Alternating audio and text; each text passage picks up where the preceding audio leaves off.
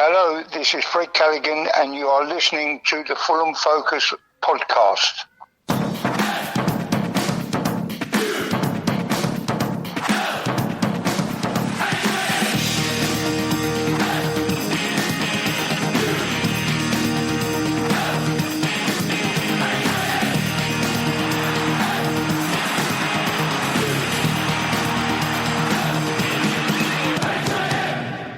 Fulham. Hello, welcome to the Fulham Focus podcast. My name's Matt Boisclair, and after the most predictable outcome of all time at Man City last weekend in the Cup left all of us at Focus Towers in agreement that we just can't be asked to discuss it on a podcast. We're back to look ahead to this Saturday's match at home to Huddersfield, with the Whites just 4 points behind second place West Bromwich Albion in the Championship table. Before we do that, I caught up with Baldo this week to discuss the Fulham career of a former warrior of a centre-forward of ours. Fulham. Right, as deadline day approaches at the end of this week, Baldo and I thought it would be appropriate to look back at the Fulham career of a man who joined us in the January transfer window and went on to have a very good spell with us. We're all hoping that, given our current striker predicament, that we have somebody of a similar mould to Brian McBride lined up to come in this week. So it's January 2004. Under Chris Coleman, Fulham were absolutely flying, largely thanks to the form and goals of Louis Saha. Manchester United's heads were turned, and once they declared their interest, Saha was in no doubt that he wanted to leave. And so how do you replace the irreplaceable? A man with incredible pace and ability? Well, we turned to an American striker who had previously had spells at Preston and Everton. Wasn't the most inspirational of signings at the time. Baldo, how did you feel when Fulham signed Brian McBride? Ever so slightly underwhelmed to start with, because it's this, and to an extent it's still the case, that Americans don't have a good reputation when it comes to football. They just get passed off as soccer sort of thing. So it's always a bit hesitant when you took on an American, even at that stage. So yeah, I was slightly underwhelmed, but he got off the mark. He got off the mark incredibly well, and the rest was history. Yeah, I can't remember if I'd heard of him or not when he first joined. Obviously, he had played in the Premier League before for Everton. He'd scored a few goals. Yeah, I think I vaguely remembered him from his Everton days. And it wasn't until sort of later on that I actually managed to twig the fact that I had heard of him before. Because for when he played with the USA in the 2002 World Cup, that's when I first noticed him. But he'd sort of gone off the radar as well because he was playing in America. And funnily enough, I actually quite liked. From that point, I thought I quite like that player. But of course, he just went off the radar a bit, so I wasn't able to keep track of him. Well, he's a very, very different type of player to Louis Saha. But he did come in and start scoring goals. He made his debut on the 31st of January 2004, 16 years ago. See, it seems like only yesterday. I remember being sat at the side at Loftus Road at the end where he scored that. And against Spurs, he'd signed from Columbus Crew a few days before. He'd only been on the pitch for 8 minutes, replacing Barry Hales. I remember it being about 3 yards out, and he just kind of swung a leg at it from under the crossbar. But it turned out to be the winning goal. Not a bad way to make your entrance, even if it was at Loftus Road. Exactly, yeah, because I remember having this chat with a Spurs fan a couple of years ago about him. His first goal in English, his first goal for Everton was against Spurs. I think it was the winner. And his first goal for Fulham was against Spurs, and it was the winner. So he's a bit lucky in that sense. But yeah, it was a bit of a goal mouth scramble. He was just there to poke it in, but it was a scrappy goal. And he was a bit of a scrappy physical player. So it sort of encapsulated exactly what we should have been expecting from him. You say scrappy physical player, I'd say warrior. I just remember those pictures from the World Cup where he had a cut on his face and he just still carried on. Nothing seemed to faze him, did it? Yeah, but scrappy physical warrior. Let's put them all in together. Every word you want to use for tough, gritty, determined, just bundle them all in, and you have Brian McBride. That encapsulates him perfectly. Couldn't agree more. Yeah. So that season kind of petered out. He scored a few goals that season and endeared himself to the supporters, I suppose. But in the season that was to become our great escape season, 2007-2008, nothing epitomised the guy more than when he went off injured against Middlesbrough. He kind of twisted his knee, got his foot stuck in the turf, and he scored. carried off on the stretcher, and everyone's singing his name, and he still managed to clap everybody as he was on the stretcher. He was out for a number of months. I think he must have come back in around the February, so I guess about 5 months or so he missed of that season. But his comeback was timely in the end and coincided with a massive turnaround in form for us. We've been absolutely shocking that season. Sanchez had been booted out. Signings like Hangeland and the return from injury of Jimmy Bullard also helped, not to mention the appointment of Roy Hodgson. But I'd say McBride's return was a key part of that revival, and some of his goals were just integral to surviving that season, weren't they? Yeah, it was absolutely that was absolutely the case. And I don't want to say funny story, but a bit of a story about the Brian McBride injury. I didn't know what had happened because I was on holiday in Dubai at the time. So nice. all I knew was I managed to get a newspaper. I forget what it was. And it just had the Premier League results on it. And it just said, Fulham 1, Middlesbrough 2. Brian McBride scored in the 27th minute. That's all I heard. That's all I knew of it, because this is the days for you youngsters. This was in 2007. This was before internet in a hotel was sort of standard, and before Wi-Fi was a vastly available thing. So I didn't know about any of this until I came back to England about a week and a half later, the day before we played the Spurs game. So this was all sort of new to me. I didn't know that he'd been injured. So when we played Spurs, it was the Diamante Kamara overhead kick game. Oh, yeah. Someone had to explain to me, how are we going to deal with that McBride? I was like, what do you mean deal with that McBride? Oh, did you not know? And so it was only then when I find out that he'd actually got injured. And I'm kind of glad in a way that I wasn't there. Otherwise, I just would have been overcome with emotion because I loved him so much when he got injured. But yeah, as you were saying, the turnaround in form, it did coincide perfectly, because the game he came back was the Aston Villa game, 2-1. Davis and Bullard with the free kick.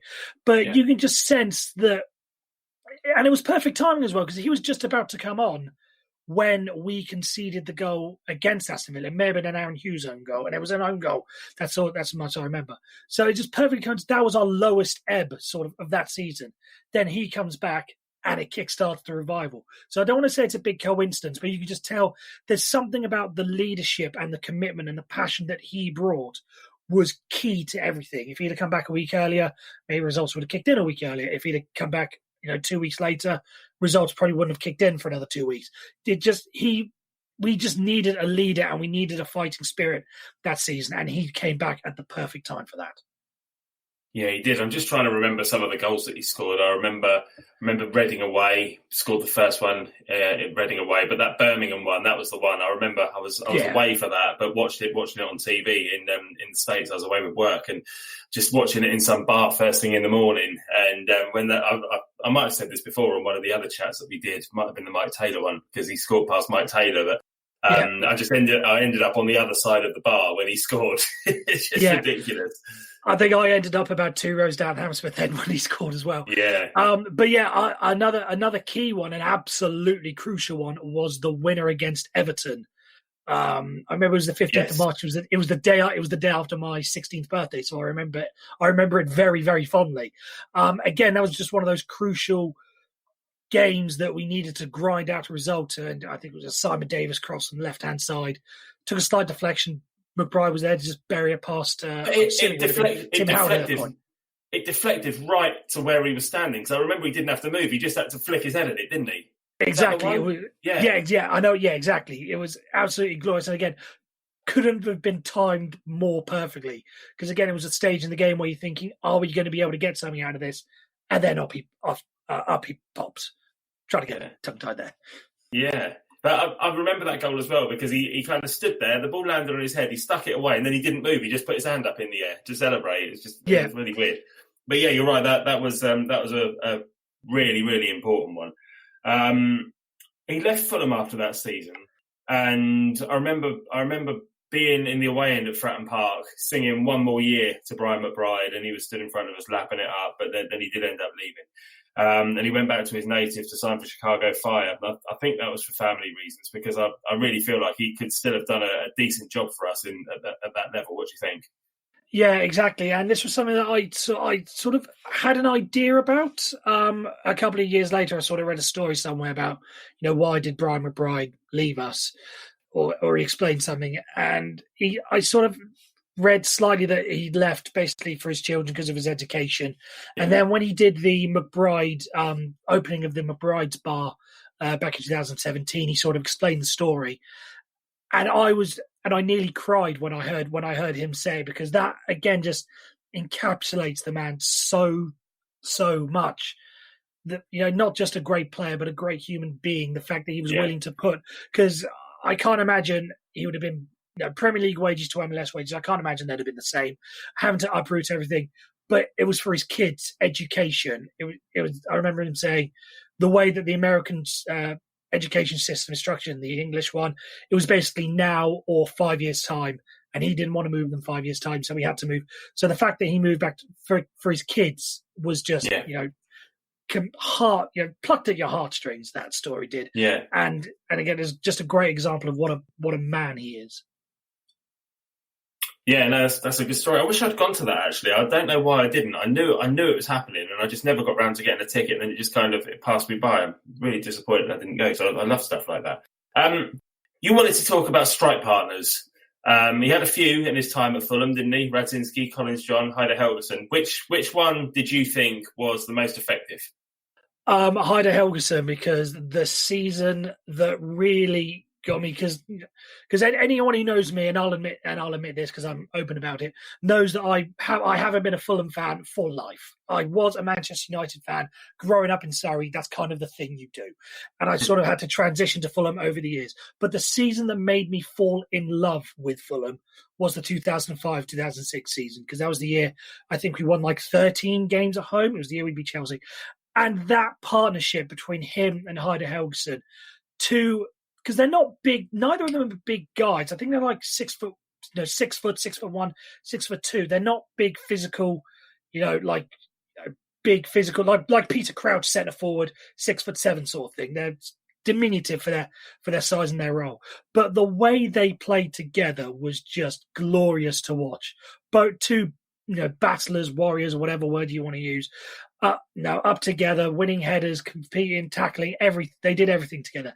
And if there's one clip that really encapsulates it, go back and find it. It'll be on the season review. It might be on YouTube. Find it somewhere. It was against West Brom, the game we won 6-1. And I think it was the first goal. Anthony Amy just boots it up the field. Brian McBride wins the header, flicks it on for Heider Helguson to come steaming through and score the first goal. That just encapsulated what that partnership was, their understanding of each other. It was just great to watch. It was great to watch that season. Anyone who knows me knows that I like physical football. I'm not into this, passing and possession game. I want the ball up the field, big centre forward winning their header to flick on for the striker. And again, that season, just the two of them playing together was just a joy to watch. And I think they were our two top goal scorers this season, so it obviously produced results as well. So I could go on about Brian McBride and anything around him for hours. So I know I've got to keep this short because I know we're only on a sort of 20-minute schedule. So I'll try and keep as much as I can. It's interesting you say that Helguson, because they both have plenty of goals in them, but on paper, I suppose McBride and Radzinski should have worked a bit better, because McBride wins a lot in the air, and then you had somebody completely the polar opposite in Radzinski. Pace, all right, he couldn't finish, but a completely different sort of player. Whereas Helguson and McBride were very similar, yet it seemed to work. Yeah, exactly. And going back, Brian McBride and Collins-John should have worked, except Collins-John couldn't keep himself onside, despite having all the pace in the world. Again, McBride and Radzinski should have worked. Helguson and Radzinski should have worked. But for some reason it didn't, and that season, McBride and Helguson were just the perfect partnership up top together. But it worked just because of sheer bloody hard work. Yeah, exactly. It's the thing. Hard work beats talent when talent is enough, sort of thing. That's another phrase that you can attribute to them, and McBride in particular. Yeah, absolutely. So, what would you say your favourite Brian McBride moment in a Fulham shirt was then? Because let's be honest, his time with the club wasn't the greatest in the club's history, was it? We were in the Premier League, but we were just kind of plodding along. Really, exactly. In the Premier League, weren't really going anywhere. Exactly, and this is the point I made on social media, and I've made it in the group, and I'll say it again because I feel it needs to be said. Where people are comparing Brian McBride to Alexander Mitrovic, and the cult status that they're both getting, and I just think it's a bit of an unfair fight because Brian McBride, for basically the whole of his time at Fulham, was playing with a struggling, bottom of the table for 1 year, mid to bottom of the table Premier League side, struggling, not exactly any good. Let's face it. Alexander Mitrovic has had, the majority of his time is in the Championship and was the main man in a struggling Premier League side, whereas Brian McBride had to share the duties with Helgeson, Andy Cole to an extent, Thomas Radzinski, Collins John. Whereas Mitrovic is the main man.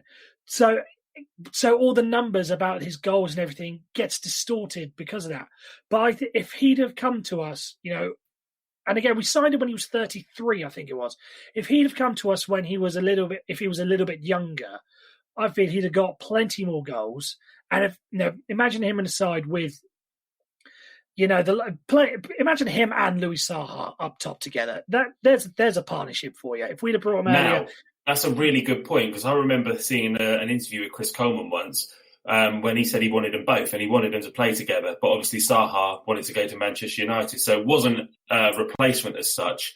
But he was bought to play with him. And you're right, that would have been an incredible strike force. They would have worked so well together. Again, long ball up, McBride flicks it onto Saha, and Saha had a great cross of the ball. He'd have been able to find Brian McBride in the box. So a little bit of shame of that. But again, all these things that sort of, he could have been it was great what we saw of him, but we just got him a little bit too late and the circumstances weren't the greatest. I think that sort of holds him back. But you asked the question, I sort of went off on a tangent here. Favourite moment, it's obviously, I think most people would say the header against Birmingham, just because that was, again, when we thought the Great Escape, that's when it was doable. But personally for me, and we selected it as the Fulham goal of the week, Fulham Focus goal of the week a couple of weeks ago, it was his header against Aston Villa. I think it was his only one of the game, his only goal of the game. But yeah, Lewis Beaumorte lifts it towards the back post. He's unmarked and he just loops it over the Aston Villa goalkeeper. And again, it was just, I remember being in line with that header and just seeing it loop over the goalkeepers. It was just glorious. It was just glorious to watch. So a bit of a lesser known moment, shall we say? But for me, that was my favourite. All right, mate. I'm trying to think what my favourite was, and yeah, of course the Birmingham one is definitely up there. I remember it was a nothing game at the end of his first season, and we won away at Bolton 2-0, and he scored both goals when we were playing in that black and red kit. And I didn't expect us to get anything from that game, and we did. And that was up there for me. The fact that he scored a couple of goals, and we were just completely in control of Bolton that day. And not that that's anything these days, because Bolton look like they're heading down to League Two. But anyway, I digress. Okay, so I'm going to ask you what your favourite Brian McBride Fulham goal was. That last one was the moment. When I ask you about the goal, I mean, I guess, that in terms of quality. Let's see. In terms of actual quality, here's one that sort of passes everyone by. It was away. It was in that first season. It was away at Portsmouth. Actually, no. I'll take that back. It was his second season. It was away at Nottingham Forest in the Carling Cup. I think it was. I think it was at that point, and it was similar to his first goal against Spurs, where he was a little bit scrappy. I can't remember the build up to it, but I remember the finish to it. And basically, I think he's been dragged down by a defender, and the ball is on the ground. The goalkeeper's rushed out to try and gather the ball.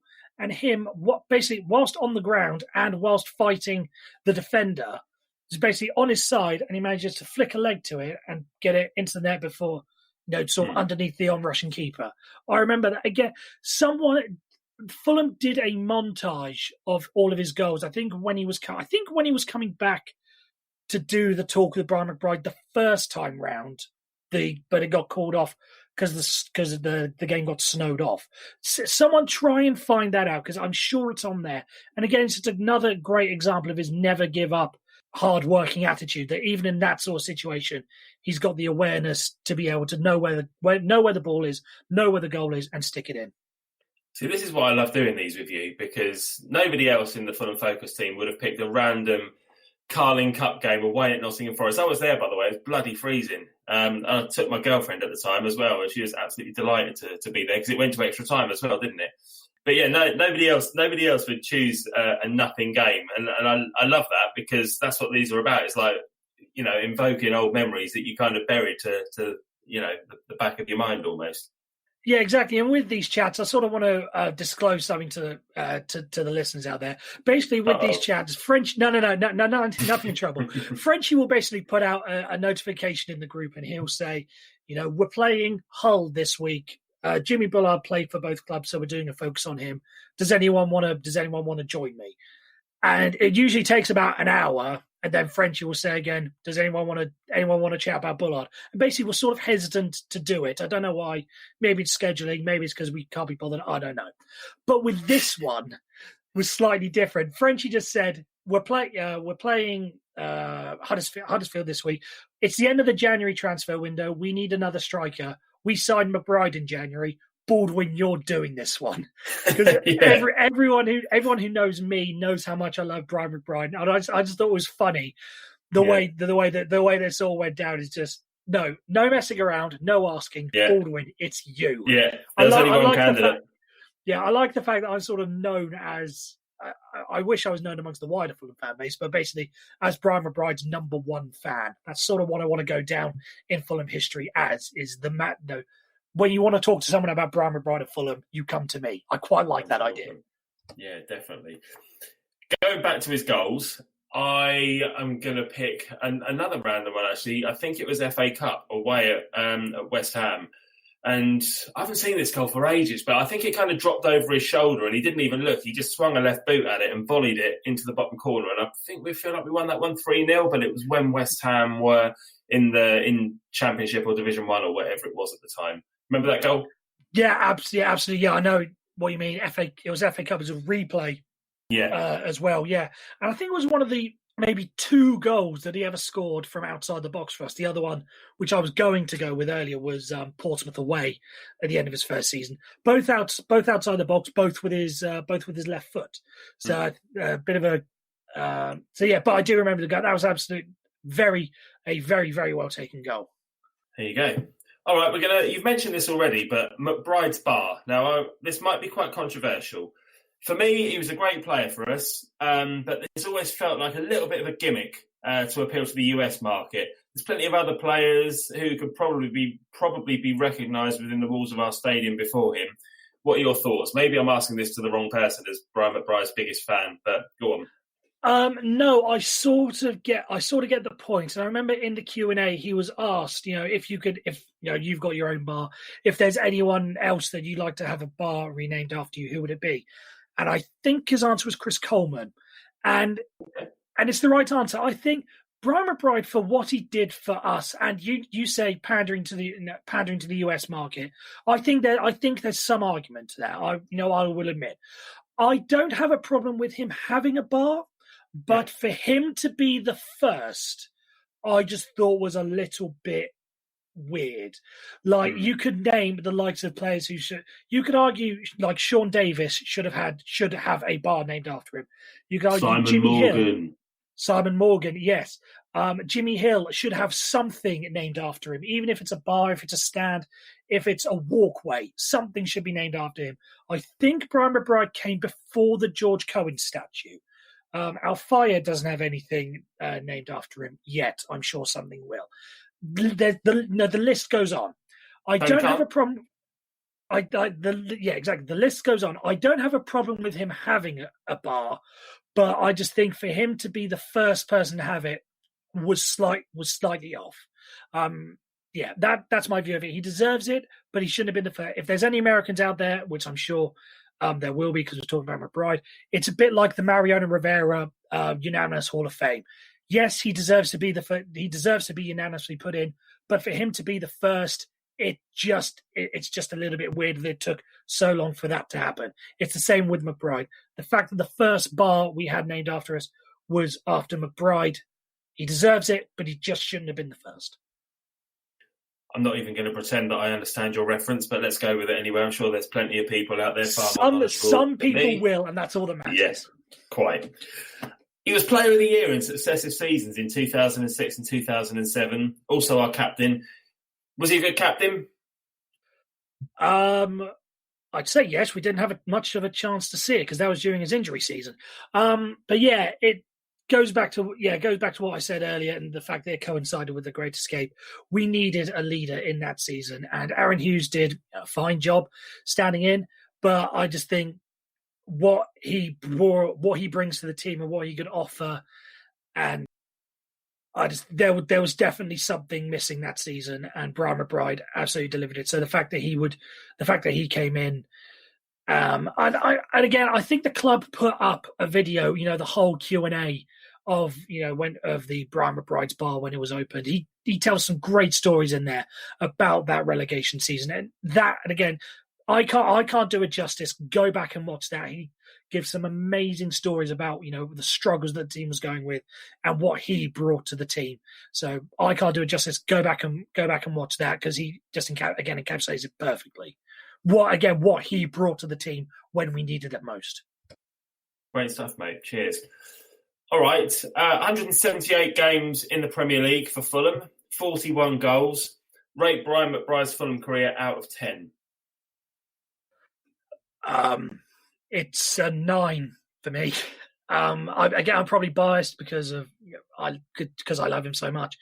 I think he gets knocked down mainly because I just don't think he scored enough goals, but I don't think any of that is his fault because he had to share time with the likes of Andy Cole and Helgeson and John and Radzinski and the injury.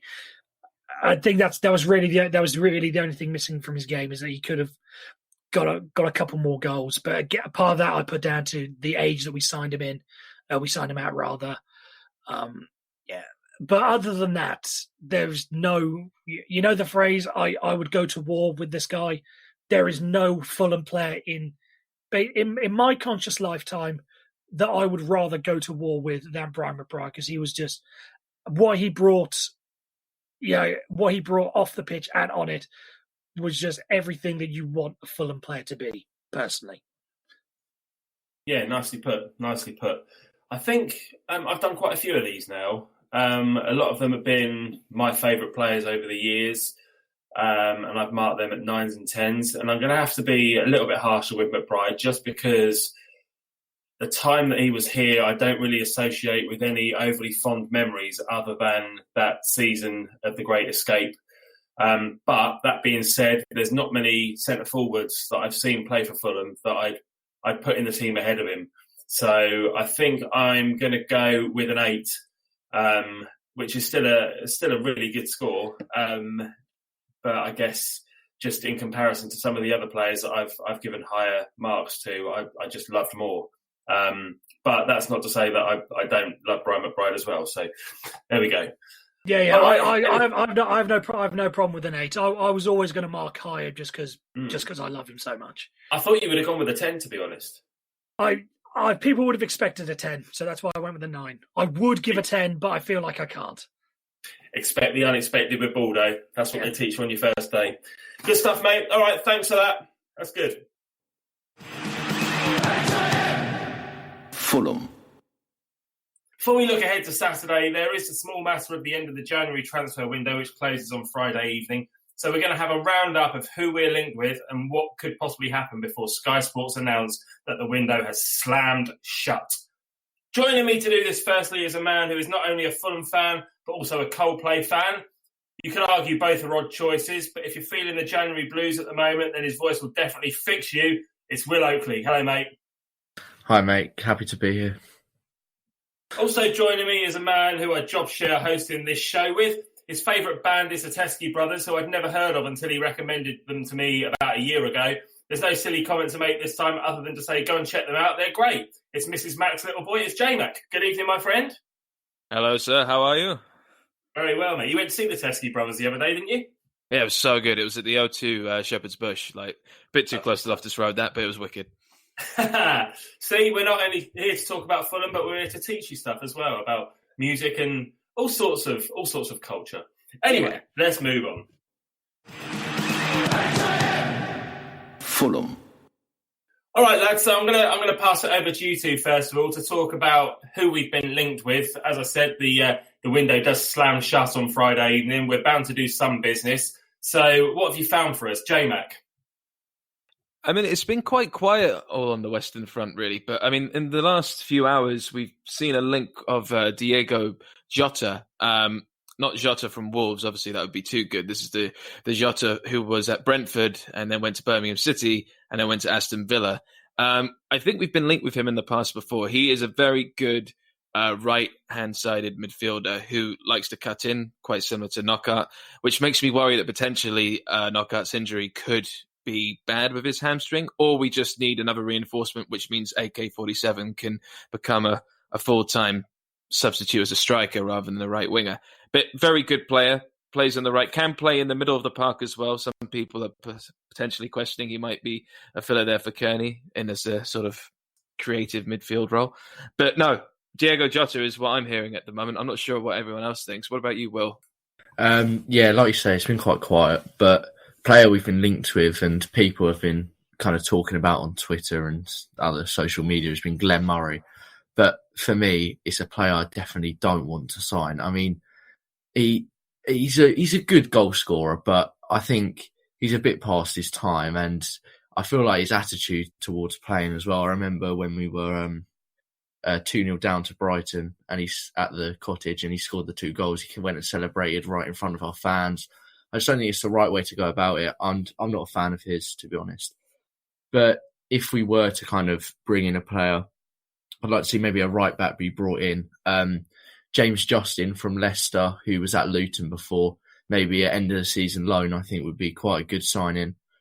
He's a young English fullback and he was at Luton, so he understands the style of the Championship.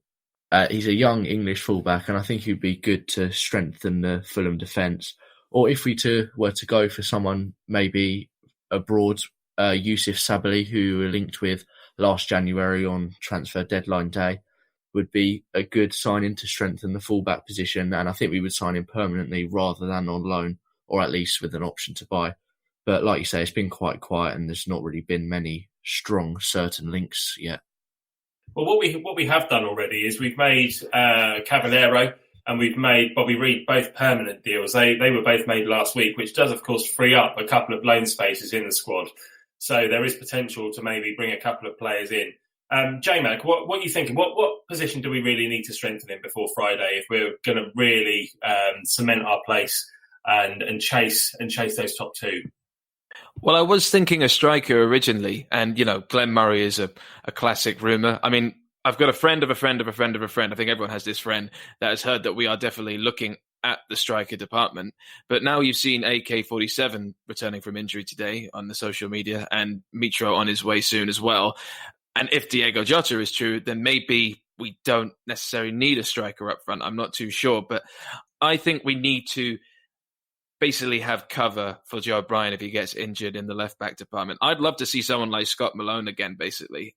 He played very well in that type of attacking flair sort of formation as we played under Slavica. And also, he's only playing, I think he's only starting in about 55% of Derby's lineups at the moment. I'd like to see Scott Malone back. But I also agree with Will, a right-back would be good because I do hear that there are some legs when it comes to Cyrus Christie potentially going to Roma. I've heard that it's more than just a rumour. Cyrus Christie to Roma, that is bizarre. Yeah, it is bizarre. I'm not too sure how strong a rumour it is. I mean, people are saying it is actually potentially going to happen. But if he does go, we certainly need another right back because I'm not too happy with the idea of Steven Sessegnon being the only option. And obviously you got Dennis Adoy as well, but he's a transformer. He can do the left, the right, and centre back. The thing with Italian teams, historically, they've been built on having a good defence. And if there's one thing that Cyrus Christie didn't do well in the top flight in English football last season was defend. Going forward, he's good. And at the Championship, he's an all right player. But I don't know. Cyrus Christie in the first team at Roma, can't see it myself, but that's what these rumours are about. They're there to provoke some discussion. So Anything else from you, Will, that you spotted? I mean, what position would you say we need to strengthen? I think it's just a right back position. Like you're saying, Stephen Sessegnon, I think he's good, but I don't know if he's quite ready yet to be starting every game. And Dennis Adoy, there's more kind of appreciation posts have been going around social media about him recently because he is kind of, known as Mr. Fulham. He puts in 150% and he's just a fun player to watch. But I don't know if he's to be first choice at right back, and then if our left back or our centre back gets injured, that's where he usually fills in. I think he's better as a filler to come into the team and play in everywhere in the defence. And I think, like you're saying, if Christie goes, we definitely do need another right back replacement. All right, so what I'm hearing from you guys then is Glenn Murray and Diego Jota, or Jota, however you say it. I remember when we played Birmingham away on the last day of the season when we needed to win that game to get promoted, and obviously we ended up going up anyway, but he tore us to pieces that day. However, he did have the choice of either coming to us or Birmingham at the start of that season, and he did choose Birmingham. So, I don't know, part of me thinks, fuck you, mate, but then the other part of me thinks, decent player that can definitely do a job at this level. And Glenn Murray, definitely fuck you, mate. That's all I've got to say about that one. Right. Okay, let's talk about Cavallero signing really quickly. We touched upon it a moment ago. You happy with that? Is he a good player if we do get promoted this season, or is he just a very good Championship player? Yeah, I think he's been kind of... I think when Wolves went up, he was always kind of going to be a bench player, but also pushing for them starting 11 roles and applying pressure to the main starting 11. But I think he could definitely do a job in the Premier League. He's scored a fair few goals this season and a few assists, and he's been tearing defenders apart when he's on top form. But he needs to just keep that consistency at the minute. And I think if we do go up, he'd be a good player to keep hold of, definitely. Yeah, good squad player. And J-Mac, for you? It's a funny one with Cavallero because, he's fantastic player, I think, and I think he's going to be a real asset to us in this league and in the next if we get promoted this season or the next. But I think what goes unnoticed quite a lot is how slick he is on the ball and his ball control and how well he holds onto it as well. He makes some wonder goals as well, but he's just a very, very good player for us in our system, and I'm really glad we've got him on board. And he didn't look too out of place when we played Man City. We don't want to talk about that too much, but I think he's a very good prospect for us getting promoted or making a good, strong case for promotion next season if we don't go up. And what about Bobby Reid? Good enough for the Premier League? I don't know, about that one. I'll have to ask. I'll have to see what you guys think as well. But I personally, I think Bobby Reid. His stats are very good at this level in the Championship. I'd like to see how he evolves. He played for Cardiff last season in the Premier League, but less said about that, the better. I just think he's not a centre forward, and he's been playing there the last few games. So I haven't actually. I don't know about Bobby Reid. What do you think, Will? I think again, like we're kind of saying with Cavallero, he's a bit of a squad player. I'd be happy to keep him in the squad if he's happy to stay here and stay as part of the squad because he does seem happy at Fulham. But yeah, like you're saying, he's definitely not an out-and-out striker at this level, let alone at a Premier League standard, and he's not going to replace Mitrovic anytime soon. But he could definitely push, Kearney, especially in the form Kearney's been in recently, definitely apply pressure to him. And he's at Cam, like the attacking midfielder role, he's definitely close to pushing Kearney out of his position because we've seen Bobby Reid play there at certain times of the season and he's been great. Whereas Kearney, like especially in the Charlton match, he's been dying off a bit. But yeah, we'll have to see. I think he's a squad player, but if we did go up and didn't use him, it wouldn't be one of my greatest worries. This is the thing, though, this season. We need to try and keep the squad together, whether we go up or whether we don't, because we saw what carnage it caused last time when the squad was completely dismantled, and it was a successful squad as well. So either way, I think it's a good thing that we signed both of them, but I'd also have a big question mark over whether both of them would start in the Premier League, but they could be in and around the squad for sure. Okay, well, one other player that we signed is Terence Congolo off of Saturday's opponents, Huddersfield, defender. can play in central defence or at left back. He's obviously going to be unavailable because he's on loan from Huddersfield, so he can't play on Saturday. From what I saw of him at the weekend, I thought he looked like a decent player. He put in an absolutely fantastic last-ditch tackle. How did you think he did against Man City?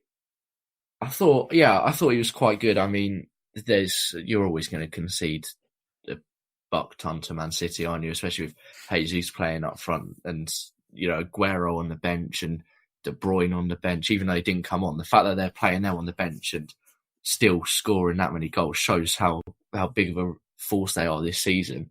And like you say, the last ditch tackle, that was great. And if he can keep doing that, he's not going to even need to make those tackles with the team we've got. They realistically, championship players shouldn't really be getting in that position. But if he can form a partnership with Hector, that is a solid, 2 centre-backs there. And I definitely think that he could replace, Ream and Mawson. And him and Hector, I'd love to see play. Well, J-Mac, it was difficult I'll do that bit again. Yeah, J-Mac, it was difficult circumstances for him to come into on Sunday afternoon, wasn't it? With Tim Ream being sent off, he's come on as a defender to make his debut at Man City with just 10 men. But how did you think he did? All right? Yeah, I thought he looked really solid, and as well alluded to, it's just so he's so tall. It's just nice to see a tall centre-back standing next to another tall player that we have now, Michael Hector. I mean, I know it sounds like a stupid, kind of fickle thing to say, but it does make a difference. And I think I thought that Congolo was going to come in and actually be left-back cover and for Joe Bryan, or Joe Bryan was going to go to Watford. But then I did more research, realising that actually he favours the centre-back position. And I'm very excited now to see what he does in that position, especially after Ream. Well, Ream's only got a 1-match ban, which means he is actually eligible once again after the Huddersfield game, as is Congolo, because he can't play for his against his parent club. So, but I would like to definitely see Congolo and Hector as the future centre-back relationship for our defence, for sure. Great stuff. All right, well, we've still got a couple of days left. We're recording this on Wednesday evening. Rate our January transfer window, Will, so far out of 10. How well do you think we've done in retaining the players that we have done and bringing in Congolo? Yeah, I'd give it probably a 7 out of 10, to be honest. I think it's been a solid window. That's really as high as you could give it, because, like you're saying, we've kept hold of a lot of our players. As in a way, Mitrovic's injury has kind of helped us, because Spurs and Villa, especially Spurs, they were really heavily interested in signing him. Obviously, that injury isn't really long term, but I'm guessing it has put them off a bit. So we've done well to hold on to him. And like you're saying, obviously the transfer window isn't over yet, but Joe Bryan was heavily linked with Watford, I think, at one point, and that's kind of died off a bit.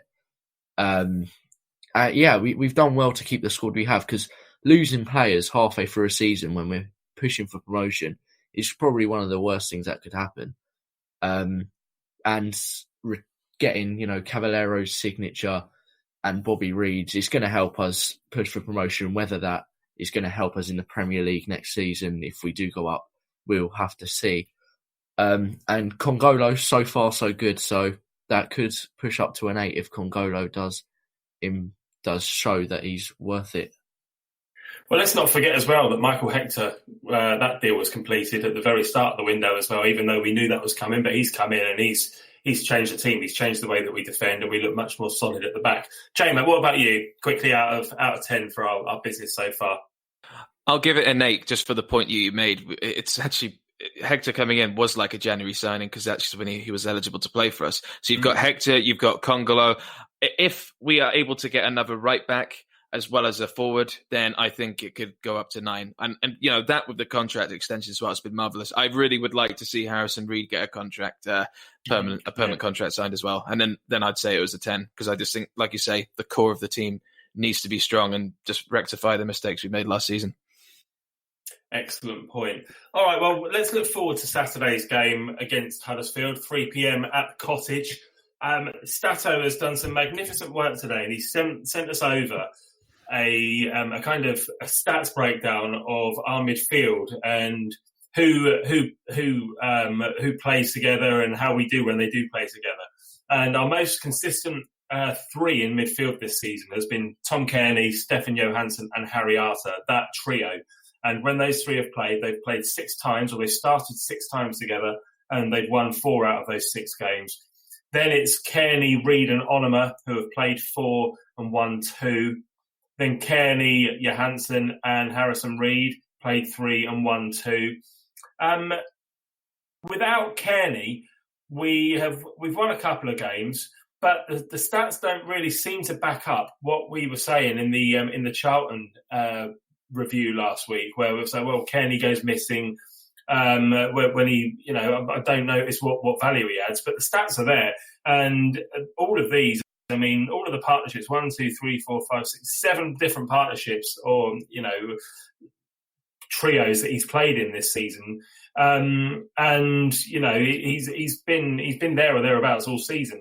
The only time he's played and we haven't won when he's played alongside Harrison Reid and Harry Arter and Kevin McDonald and Stefan Johansson. So we played 3 games and not won any when those combinations have been used. It's going to be difficult to predict what we're going to use this weekend, and we'll have a look at that in a minute. But I thought those stats were really interesting. I'm going to come to you guys now. It's a difficult one to predict in terms of how we're going to line up because of the personnel that's available. The defence is quite depleted. We're not going to have Tim Ream. We're not going to have Terence Kongolo. J-Mac, I'm going to come to you first. How do you see the lineup? How do you see it panning out? For our lineup, I think Mawson's still injured, so I think I could see it being Christie at the right back. I can see it being Michael Hector as the right centre-back with maybe a Doy next to him, but I've never seen a Doy be a left centre-back before, so that is quite tricky, but we'll see. And on the left back, you'll have Joe Bryan.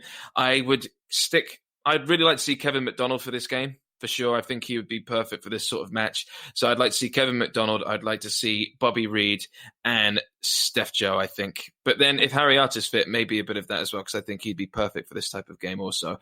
And for the front three, I think if AK-47 is around, then Kamara up front with Cavallero on the left and maybe Bobby Reid on the right, actually. And then we could possibly have an extra leg in the midfield and put Harry Arter in there. Something like that, I think. But 4-3-3 would be my preferred formation for this. Okay. Stato also said earlier there's still 24 combinations of midfield that we haven't yet used with all the midfielders that we've got. So will it be one of the trusted ones, or will we see something new? What do you think, Will? Do you think J-Mac's near enough spot on there?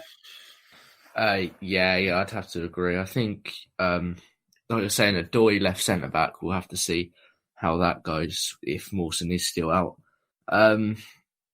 Yeah, I mean, I think that's relatively right. I don't really want to see Bobby Reid at striker again, to be honest, because I think he does bring movement, but more side to side than forwards. Yeah, I think he's a good player, but definitely better in the midfield. And yeah, I'd like to see Kamara back up front. That would be, I think this is a time where we really need him with Mitrovic out. That would help us a lot. But yeah, relatively the same. Okay, good stuff. Well, we mentioned this guy's name a moment ago, Stato. He sent us over the stats fact file for Huddersfield. J-Mac, I'm going to come to you first. Talk us through what you got. All right, stat in the hat. Well, I mean, it's the last time we played them. It was I think it was us who got Jan Stewart fired, wasn't it? It was their last manager. I think I pronounced that terribly, but never mind. Yeah, we're good at that. We're good at firing managers, it seems. But yeah, that was, we won 2-1. It was a away win. It was a bit dodgy. Cavallero goal, which was a worldie, and a Mitro header. That was the third game of the season, actually. But yeah, that was Jan Stewart's last game. And since then, the Cowley brothers have sort of emerged. And, really highly rated. I think they were with Lincoln before. Yeah, Lincoln City, that's right. And it's his brother who's the assistant manager. But Huddersfield's form under the Cowleys is quite interesting. Since they took over, Huddersfield have lost 8 out of 24 league games. And they have also won 8 out of 24, which means they've drawn 8 out of 24 league games so far. Yeah, that's right. So it's interesting. I mean, they've stopped the rot that Huddersfield had since last season. And, they won Manager of the Month in October by winning 3 and then drawing 2. So the last 5 games of their form, they've won 1, drawn 1, and lost 3. So I think it's a good time to face them for sure. Yeah, it's an interesting one with the Cowley brothers. It's quite quirky, isn't it? Having 2 brothers as manager and assistant manager, and also the form since they took over, played 24, won 8, drawn 8, lost 8. It's just straight down the middle. So their form's been quite consistent. Will, talk us through Huddersfield's key players. Who we got to watch out for this weekend? So Grant, their striker, but who also can play out of the left, has 13 goals and 4 assists this season. So he's their club's top scorer, and he's played all 29 games. Bakuna as well, who I'm a big fan of. I think he's quite alive. He's quite an energetic, lively midfielder. He's got 5 goals and 4 assists and 26 appearances, with 8 of them coming off the bench. And when coming off the bench, he's scored 3 and assisted 1. So he's quite good off the bench. But I think in Huddersfield's team, he should be starting, to be honest. So Mounier, who I think we were linked with at one point, has 4 goals this season in 15 appearances, and he did come off the bench. Who's quite tall as well, so he's got good aerial attempts. Will be testing Hector this weekend. And Schindler, who is the only defender to play all games this season, and again, he's another tall centre-back that averages 1.7 tackles per game and 1.2 interceptions per game. And obviously, we don't like to see an injury, but their goalkeeper, who has played all games this season, was stretchered off midweek against Hull. He was replaced with backup keeper Coleman, whose only other appearance this season came in the FA Cup. He doesn't have much experience and was signed from Oldham, and he spent last season on loan at Shrewsbury. Okay, cheers, Will. I was just looking at their last 3 results, and they had a last-minute win away at Hull this week, midweek on Tuesday night. Then they had a 0-0 with Brentford, and then the previous match before that, they lost 2-1 at Barnsley. So in keeping with their form, they had 1 win, 1 draw and 1 defeat in their last 3 games. So they're very, very consistent at doing that by the looks of it. How did we get on last time when we played at Huddersfield? We had 65% possession, which is quite a standard figure for us these days. 89% pass succession, 17 shots and 8 on target, which is pretty good, actually. It's we've played so many times this season where we thought if only we had a few more shots and a few more shots on target. But 8 on target for an away game at that stage of the season, I think we all thought we're onto something here. Fulham were above average in all of our key stats, and when I say average, I mean our average for the season. So we were above average in all those statistics away at Huddersfield. We completed 669 passes compared to Huddersfield's 351. We still managed to concede, though, from a free header, and that was that one where everybody kind of argued whether Bettinelli could have done better or not. I think at the time I gave him the benefit of the doubt in my own mind, but then he just kept making cock up after cock up and cost us points. And he was rightly replaced by one of the best goalkeepers in the division for my money at the moment, Marek Rodak. The defence that evening was Stephen Sessegnon. Don't think we can call it his debut, but it was certainly his first championship start. Mawson and Ream played at centre-half and Joe Bryan was at left-back. That combination of defence has won 4 out of the 6 games it's played this season. But as we discussed earlier on, much has changed and Tim Ream suspended, Alfie Mawson's injured, and Stephen Sessegnon's just out of favour at the moment. So although he was injured for a while, and I think he'll be back on the bench, so he's likely to feature, I guess, at some point. Our midfield that day was the trusty Harry Arthur, Stefan Johansson and Tom Kearney. That's our most effective midfield this season, as I previously mentioned. Knockaert, Mitrovic and Cavallero were our strikers. Of course, Mitrovic and Cavallero scored, as you said earlier, J-Mac. These 3 have contributed collectively to 64% of our goals this season, which I think part of the problem. I've mentioned it before, but I think the most successful teams and those teams that go up share their goals out more. And I'd like to see us score more from midfield and more from defence. However, those 3 have been fairly prolific, none more so than Mitro, who's responsible solely for 43% of the amount of goals we scored this season. So we are missing him, but all right, we got thrashed at Man City. Who cares about that? We didn't score at Charlton, but the game before that, which was the Middlesbrough game, which he was missing for. We did win that 1-0. So, our form hasn't really gone out the window since he's come in, although that Charlton game was fucking boring.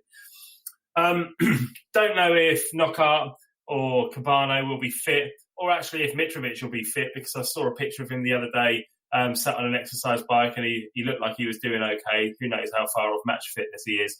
But as you said, J-Mac, AK-47, Kamara, looks to be back. So whether he'll be put straight back into the team or whether he'll just be integrated gradually off the bench, then who knows. Right, well, that's the stats over and done with. I'm going to come to you guys now for a score prediction. J-Mac, let's come to you first.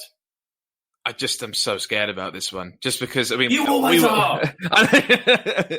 I know. Every game.